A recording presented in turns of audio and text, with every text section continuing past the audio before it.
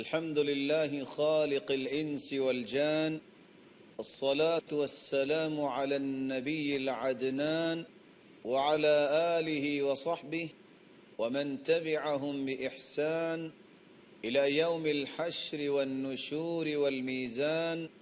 أما بعد، ما يفعل الله بعذابكم إن شكرتم وآمنتم وكان الله شاكرا عليما.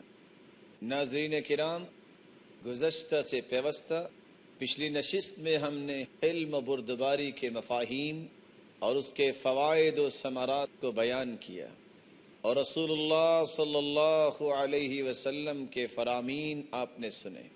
ثوبان رضی اللہ تعالی عنہ روایت کرتے ہیں، رسول اللہ صلی اللہ علیہ وسلم نے یہ بھی فرمایا: طوبى لمن ملك لسانه ووسع بيته وبكى على خطيئته. سعادت مندی ہے اس کے لیے جو اپنی زبان پہ کنٹرول کر لیتا ہے اور ضرورت کی غرض سے گھر سے نکلتا ہے، وگرنہ گھر ہی قرار پکڑتا ہے، اور اپنے گناہوں پہ اللہ کے سامنے گڑ گڑا کر اللہ سے معافی طلب کرتا ہے. اور عبداللہ ابن سرجس رضی اللہ تعالی عنہ سے مروی ہے، رسول اللہ صلی اللہ علیہ وسلم نے فرمایا: السمت الحسن والتؤدة والاقتصاد جزء من 24 جزءا من النبوة.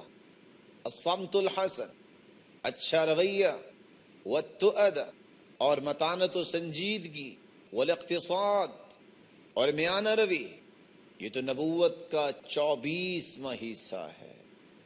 حلم بردباری، متانت و سنجیدگی، وقار و طمأنینت رسول اللہ صلی اللہ علیہ وسلم کی زبان اقدس کے بیان کردہ باتوں کے مطابق بہت بڑی نعمت ہے، سعادت ہے، بصیرت کی نشانی ہے.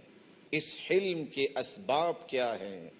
آج کی اس نشست میں ہم حلم بردباری کے اسباب اور حقیقی حلم بردباری کے چند واقعات آپ کے سامنے پیش کریں گے.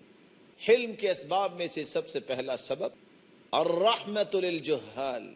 جاہل تو جاہل ہوتا ہے، اس پہ رحم کھانا چاہیے، تب حلم بردباری آتی ہے. رقت قلبی جب انسان کے اندر ہو تو پھر وہ جاہلوں کے ساتھ رحم کا معاملہ کرتا ہے.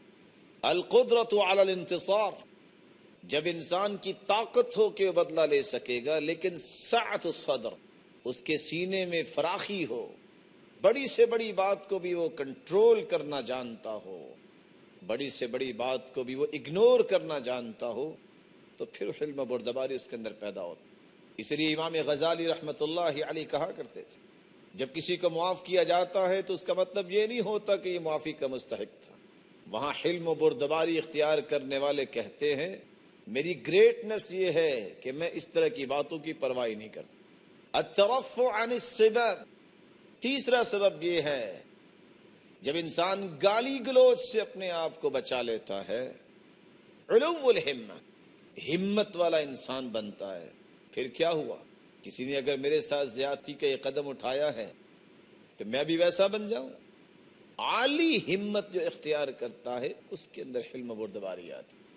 الاستہانۃ بالمسیء، بڑی سے بڑی برائی کرنے والے کی بھی پرواہ نہ کرنا، اس کو معمولی سمجھنا، یہ اس وقت انسان کے اندر پیدا ہوتی ہے جب انسان اجر و ثواب پہ نظر رکھتا ہے. الاستحیاء من جزاء الجواب، پانچواں سبب یہ ہے کہ اس کے اندر حیا آ جائے کہ اگر میں جواب دوں گا تو میرے اور اس میں فرق کیا رہا. ما افحش حلیم ولا اوحش کریم، عربی کا مقولہ ہے جو حلم بردباری کرنے والا ہے وہ فحش گوئی نہیں کرتا. ولا اوحش کریم، کبھی بھی کرم کرنے والا، نیکیاں کرنے والا کریم انسان کبھی بھی وحشت زدہ نہیں ہوتا. اس کی نیکیوں کی وجہ سے اللہ رب العزت اس کے دل کی زندگی کو آباد کر دیتے ہیں. التفضل علی السب، چھٹا سبب یہ ہے گالی دینے والے پہ اپنی فضیلت کو برقرار رکھنے کی سوچ پیدا کرنا. استنکاف الساب وقطع الساب، گالی دینے والے کو گالی دیتے وقت اپنے آپ کو کنارے پہ لے جانا، اور یہ اس وقت ہوتا ہے جب انسان سمجھتا ہے کہ یہ چند پانی کے قطرات جو ٹھیک نہیں ہیں میرے جسم میرے کپڑوں کی طرف آنا چاہتے ہیں، یہ اس کو تو کچھ نہیں کہیں گے، میرے کپڑوں کوئی کہیں پلید نہ کر دے، وہ کنارہ کر جاتا ہے۔ جب کنارہ کرتا ہے تو زبان کو حرکت نہیں دیتا، اور یہی حلم بردباری انسان کے اندر پیدا کر دیتا۔ اس لیے امام شعبی رحمۃ اللہ علیہ کہا کرتے تھے، ما ادرکت امی فابرها ولكن لا اسب احدا فيسبها، میں اپنی ماں کو تو نہیں پا سکا اپنی جوانی میں کہ میں اس کی خدمت کر سکوں، لیکن میں نے کبھی کسی کو گالی نہیں دی کہ جس کے نتیجے میں میری والدہ کو کوئی گالی دے۔ میں یہ نیکی سمجھتا ہوں اپنی والدہ کے ساتھ کہ میں اس کو گالی دینے کا سبب نہیں بنتا۔ اس لیے عربی زبان کا مقولہ ہے، فی اعراضک صون اعراضک، جب تم کسی سے اعراض کر لیتے ہو، جب تم کسی کی برائی سے الگ تھلگ ہو جاتے ہو تو تمہاری عزت خود بخود بچ جاتی ہے۔ الخوف من العقوبۃ علی الجواب، آٹھواں سبب یہ ہے، حلم بردباری اس میں پیدا ہوتی ہے جس کے اندر خوف ہو کہ اگر میں نے جواب دیا تو کہیں مصیبت اور مشکل کل قیامت کو میرے اوپر نہ آ جائے۔ اس لیے کہنے والے نے کتنا ہی اچھا کہا، الحلم حجاب الآفات، حلم بردباری تو آفتوں کے سامنے ایک پردہ ہے، انسان آفات سے بچ جاتا۔ الرعایت لید سالفہ وحرمت لازمہ، نواں سبب یہ ہے، حلم اور بردباری اس پہ پیدا ہوتی ہے جو دیکھتا ہے کہ یہ ہاتھ جو اٹھنے والا ہے یہ کتنا نچلا ہاتھ ہے، یہ کتنا محروم ہے خیر سے، اگر اسی طرح کا جواب میں دے دوں تو میں بھی اسی محرومی کا شکار ہو جاؤں۔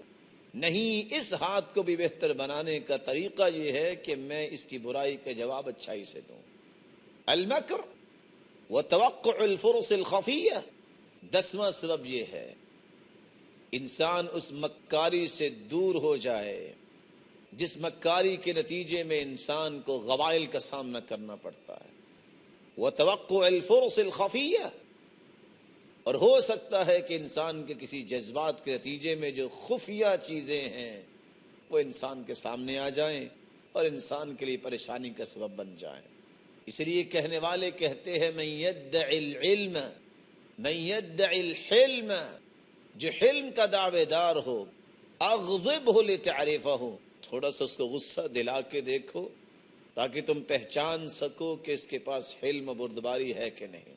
لا يعرف الحلم الا ساعة الغضب، حلم بردباری پہچانی جاتی ہے تو غصے کے وقت۔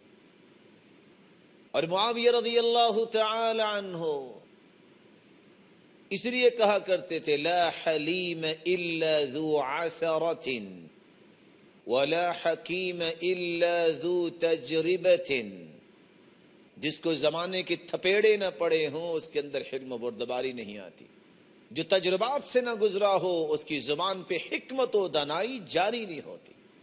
کس طرح یہ احنف ابن قیس جب اس کی لونڈی اس کے نو مولود بچے کے لیے آگ کے کوئلے لے کے آئی تاکہ اس کی سردی کے پہلو کو درست کیا جائے، تاکہ اس کو ٹھنڈک سے بچایا جائے، اور وہی انگیٹھی چلتے چلتے اس کے ہاتھ سے چھوٹ گئی اور نو مولود بچے کے اوپر گر گئی اور بچے کی ڈیتھ ہو گئی۔ یہ عرب کا سردار بننے والا احنف ابن قیس جب اس نے دیکھا کہ یہ ہو گیا ہے، خاموش ہو گیا۔ کہا تم آج کے بعد آزاد ہو اور یہاں سے چلی جاؤ، مجھے ڈر ہے کہ اس بچے کی وجہ سے کہیں تیری جان نہ مار دی جائے۔ غصے کے وقت حلم بردباری کی پہچان ہوتی ہے۔ اللہ رب العزت ہم سب کو حلم بردباری کی نعمت سے نوازے۔ ناظرین کرام، ہمارے ساتھ رہیے گا، چند لمحات کا وقفہ ہے، ہم دوبارہ آپ کی خدمت میں حاضر ہوتے ہیں۔